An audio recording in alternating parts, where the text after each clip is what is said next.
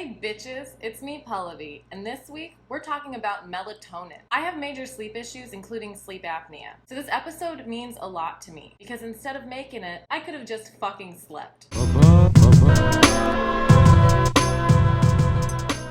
Melatonin is a hormone your body naturally makes. It's made in the pineal gland, which is found in the middle of the brain. The pineal gland is activated by the suprachiasmatic nucleus, the SCN, which acts as a clock that is regulated by our eyes seeing the sunlight. Melatonin, like Bane, is produced in the darkness, molded by it. You have to do this, otherwise the impression is not. Everybody has to do this to say the voice. It doesn't work otherwise. Because as long as the sun is out, the pineal gland is not activated to produce melatonin. Once melatonin is produced, it is released into your bloodstream, and you start to get tired. Melatonin stays in your blood for about 12 hours, and after that, the sun goes down, and it's no longer produced by the pineal gland. Even when the sun has already gone down, if you're indoors and it's too bright, melatonin may not be produced and released. Melatonin is now sold in pill form, prompting people to take it to cope with their issues with jet lag or adjusting their schedules, etc. I take it because I just don't want to be conscious sometimes. You ever wake up, open one app, and are just like, no, it's not happening today. And then you throw your phone across the room and fall the fuck back to sleep. Scientists have found no difference on the effect of melatonin when it was compared to placebo or sugar pills. But research does find that it actually does improve your sleep when you have sleep issues or need to adjust your sleeping pattern. According to the National Sleep Foundation in 2014, Americans slept an average of 7 hours and 36 minutes a night. On average, going to bed at 10:55 p.m. and waking up at 6:30 a.m. on weekdays, and sleeping 40 minutes longer on days when they did not have work. People with bad sleep tended to have bad health. Women are more likely to have insomnia, and men are more likely to have sleep apnea, which is yet another way that I have broached the gender divide. I'm so progressive. No, I meant my apnea could progress to a worse condition. Progressive.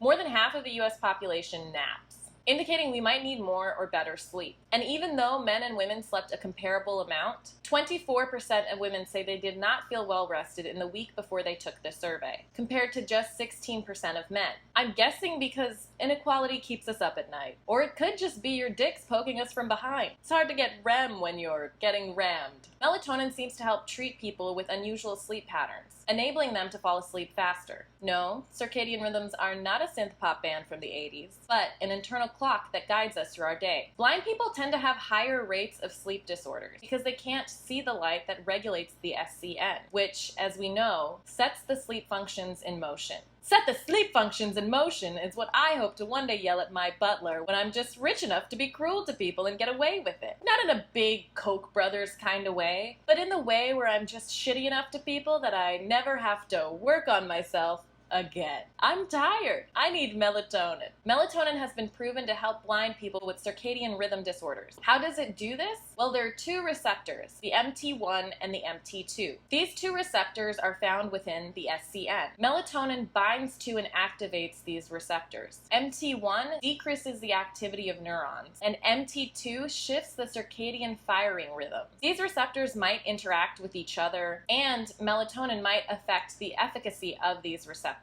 And as we know, the SCN sends out all kinds of signals having to do with sleep. So melatonin affects how you sleep. Melatonin also apparently has anti-cancer, antioxidant, and anti-aging effects, and has been explored for its use in alleviating sepsis and other illnesses. Some studies indicate that melatonin may help with cognitive impairments caused by Alzheimer's disease and alleviate the effects of ALS or Lou Gehrig's disease. You definitely need to speak with your physician if you have sleep issues or if you're taking melatonin, especially if you're taking it regularly. It could interact with other drugs you might be on, especially drugs that affect your blood. Melatonin has not been approved by the FDA for any use whatsoever. It's over the counter because it's defined as a dietary supplement, just like vitamins. The FDA does pull that shit when they think that it might have a negative effect on people's health, which is why in 2011 the FDA warned a company that adding melatonin to brownies wasn't safe. And I agree. You know why? Well, because my dumbass roommate bought them thinking they were weed. He bought them from a store. We were in Pittsburgh. It was 2013. Weed was nowhere legal enough to be sold in stores. Despite finding out what was in them, he still took them at a concert we went to and then just got sleepy. This was one of my smartest friends. This is a true story. I'm going to see him on Saturday. And frankly, I hope he has some leftover brownies because I'm fucking tired. Another reason to be careful if you're taking melatonin is if you're pregnant or nursing, because people don't know what the effects on the child are going to be. Plus, when you're pregnant, you're not allowed to do anything. You're pregnant. You're not allowed to eat fish or drink wine or have sex or even get rid of the baby.